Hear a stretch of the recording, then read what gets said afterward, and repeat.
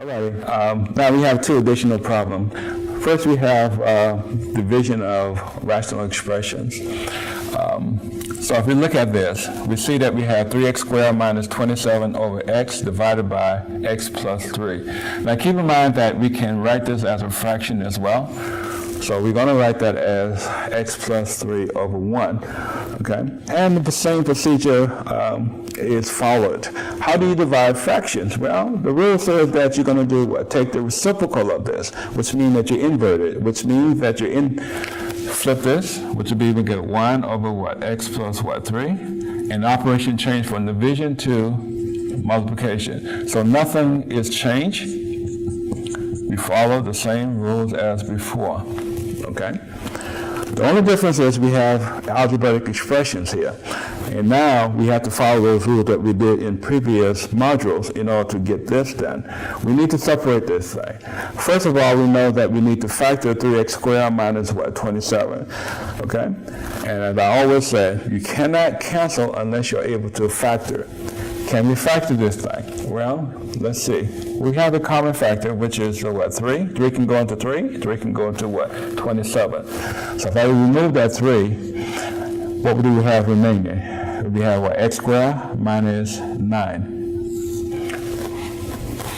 And that's over x. And we have 1 over x plus 3. To continue, we look inside the what? Parentheses. And we see that we can factor by using two sets of what? Parentheses, as we mentioned before. I'm going to rewrite the what? 3. Now we do the separation of x squared. X squared can be what? X times what? X. And then your 9 will be a negative 3 and a positive what? 3. We got 3 times 3 is 9. We also have a negative 9, so one has to be negative, one has to be what? Positive. If you remember, we used the difference of two what? Squares, and that rule is being applied here. Okay? On the denominator, we'll have x and times 1 over x plus 3. Everything is factored, so all we need to do is cancel what is like on top and what is like on the bottom. And as you look at it, the only thing that's like is your what? X plus 3 here and x plus 3 there.